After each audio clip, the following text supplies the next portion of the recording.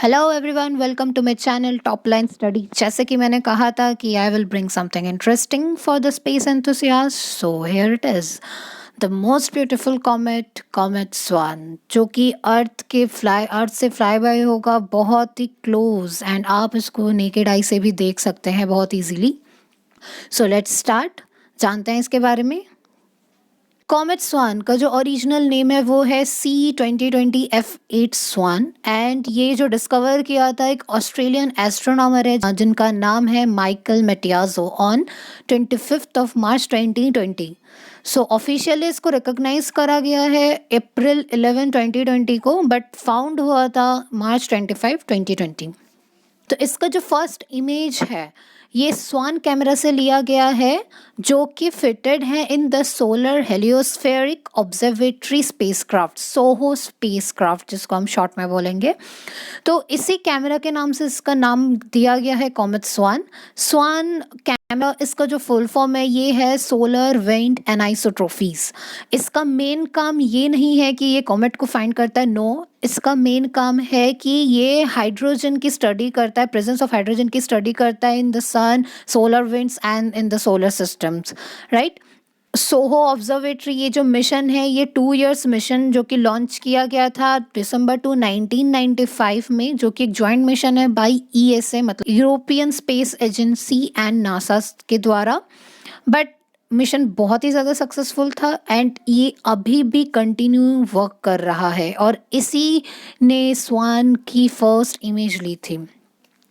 जो माइकल मतियाजो हैं ये सोहो के जो डेटाज होते हैं उसका एनालिसिस करते हैं, एंड इसी डेटा एनालिसिस के दौरान इन्होंने पहली बार इस कॉमेट स्वान को डिस्कवर किया ऑन मार्च 25। वैसे अगर कुछ सोर्सेस की माने कि लाइक space.com, तो इनका कहना ये है कि जो कॉमेट स्वान है ये प्री हिस्टोरिक विजिटर है, मीन्स ये आउटर स्पेस से आया हुआ है एंड 25 मिलियन ईयर्स लेता है सन के अराउंड रोटेट करने में। सो इसका मतलब अगर आज हम इसको देख रहे हैं तो इससे पहले अर्थ से ये क्लोजली देखा होगा 25 मिलियन ईयर्स बैक, तो एट दैट टाइम ह्यूमन तो पता नहीं कहाँ ही थे। सो देखते हैं सबसे पहले कि ये जो कॉमेट है ये क्या होते हैं और कैसा इसका स्ट्रक्चर होता है। अच्छा, ये जो फोटो है ये स्वान कॉमेट का है, जो कि मई 2 को लिया गया था बाय नासा के टेलीस्कोप से ये ओरिजिनल फोटो ली गई है, राइट। सो कमेट्स के बारे में देख लेते हैं। कमेट्स इज अ डस्टी स्नोबॉल जो कि सन के अबाउट रोटेट करता है, और इसमें मेनली 4 चीज़ें होती हैं, जैसे एक न्यूक्लियस होता है, एक कोमा होता है, एक डस्ट टेल होता है, एक आयन टेल होता है। तो जो कमेट का सॉलिड पार्ट होता है, जो कोर स्ट्रक्चर होता है, उसको हम न्यूक्लियस बोलते हैं, और ये mainly water ice, different frozen gas like carbon dioxide, carbon monoxide, methane, hydrogen and many other, and even organic compound से भी बना होता है। एंड ऐसे कार्बनिक कंपाउंड्स भी इसमें हो सकते हैं जो कि RNA या DNA को बनाने में हेल्प कर सकता है, तो ये बहुत ही ज़्यादा इंटरेस्टिंग चीज़ है, राइट। तो ये इसका न्यूक्लियस होता है। न्यूक्लियस के बाहर अगर आप ये ग्लोइंग सी चीज़ें देख रहे हो तो इसको हम बोलते हैं कॉमम। तो ये क्या होता है कि जैसे कभी भी जो कॉमेट है वो सन के बिल्कुल क्लोज आता है, अप्रोच करता है सन की तरफ, तो ये गर्म होता है सन की हीट की वजह से, है तो आइस बॉल सी, डस्ट पार्टिकल्स होते हैं, वाटर आइस होती है, और कुछ गैसेस होते हैं जो कि फ्रोजन होते हैं। जो जैसे ही सन को अप्रोच करता है तो ये जो आइसेस होती हैं ये पिघलनी शुरू होती है, तो जो फ्रोजन गैसेस होती हैं ये पिघलनी शुरू होती है। तो क्या करता है, ये गैसेस जो है रिलीज करने लगता है, जिस प्रोसेस को हम बोलते हैं आउट गैसिंग। तो इस गैस रिलीज की वजह से इस न्यूक्लियस के चारों ओर एक डेंस एटमॉस्फेयर बन जाता है, जिसको हम बोलते हैं किसी भी कॉमेट का कोमा, राइट। तो जब जो सोलर रेडिएशंस या फिर सोलर विंड्स होती हैं, ये जब अब इस कोमा पे फोर्स अप्लाई करती है तो इसकी वजह से एक एनर्मस लॉन्ग टेल बनाती है, जो कि हमेशा सन से जो सोर्स आ रही है, लाइट की जो सोर्स आ रही है उसके हमेशा अपोजिट होगा। जिस साइड सन होगा जस्ट उसके अपोजिट डायरेक्शन में इसकी टेल होगी। क्यों? क्योंकि जो सोलर विंड्स होती हैं वो कोमा पे प्रेशर क्रिएट करता है, राइट। वैसे अगर देखा जाए तो कमेट्स जो होते हैं मेनली सोलर सिस्टम में दो जगह से आते हैं, आइदर क्यूपर बेल्ट और द ऑर्ट क्लाउड। तो क्यूपर बेल्ट कहाँ पे होता है ये देख लेते हैं। जैसे ये हमारा एक इमेज है सोलर सिस्टम का, यहाँ पे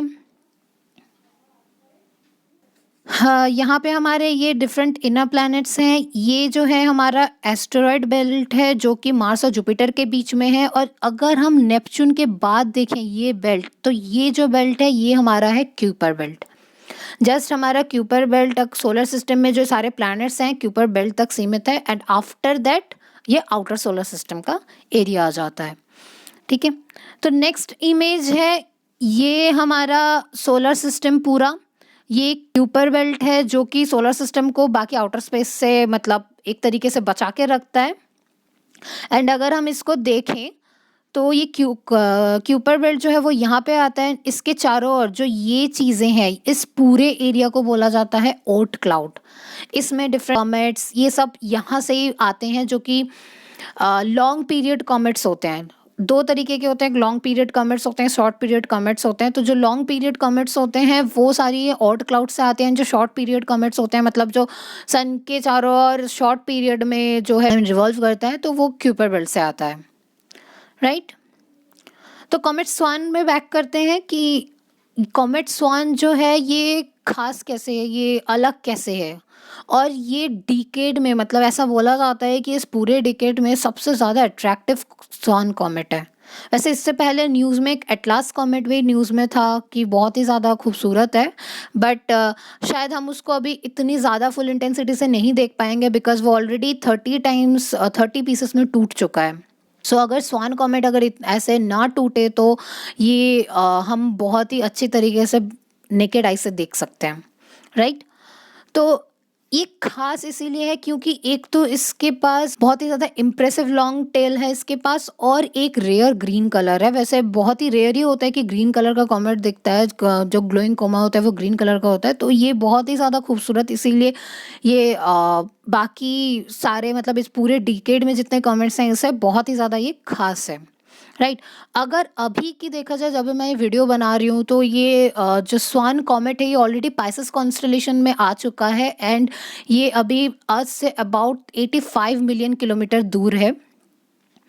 और अगर हम इसका देखें तो ये जो स्वान कॉमेट है ये 13 मार्च 2020 को अर्थ के बहुत ज़्यादा क्लोज होगा। मतलब बहुत ज़्यादा मतलब इतना भी नहीं कि मतलब बिल्कुल इतना साइज़ इतना ज़्यादा बड़ा होके हमें दिखाई दे, no, but at least 83 to 84 million kilometers तक की इसका डिस्टेंस होगा अर्थ से, राइट।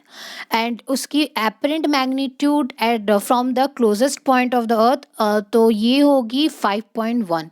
तो एपरेंट मैग्नीट्यूड क्या होता है कि जैसे कोई कितना फेंट दिखता है, जैसे कि कोई स्टार है वो हमें कितना डीम दिख रहा है, जितना डीमर वो स्टार होगा उतनी ज़्यादा उसकी एपरेंट मैग्नीट्यूड होगी, और जितना ब्राइट हमें वो चीज़ दिखेगी हमारे एटमॉस्फेयर या स्काई में तो वो उसका एपरेंट मैग्नीट्यूड उतना ही ज़्यादा कम होगा। जैसे अगर हम सन की बात करें कितना ब्राइट दिखता है, राइट, तो उसका जो एपरेंट मैग्नीट्यूड होता है वो -26 तक जाता है।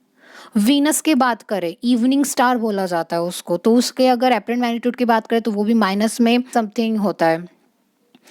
तो हमारे जो विजिबल रेंज में आते हैं, जो हम बिल्कुल डार्क स्काई में हम देख सकते हैं, तो वो होता है -26 से +6 के रेंज में।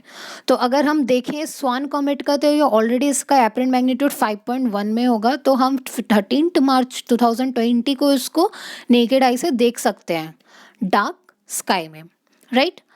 और ये जो कॉमेट है ये अपने पेरिहेलियन पे पहुंचेगा 27 मई 2020। पेरिहेलियन का मतलब है closest point to the sun in the orbit to the sun, तो वो पहुंचेगा 27 मई 2020।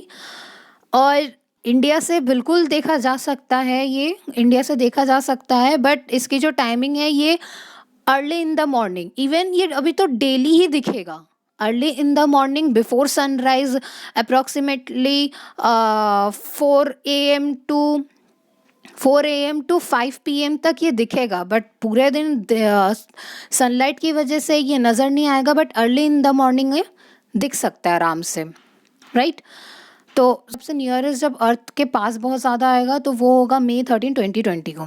सो ये एक और इमेज है जो अप्रैल 29 को लिया गया था नासा के द्वारा। ये भी नासा का इमेज है। देखिए ये इसमें कितना ज़्यादा ब्राइट कलर का एक ग्रीन कोमा है और इसकी टेल जो है वो बहुत ही ज़्यादा लंबी है।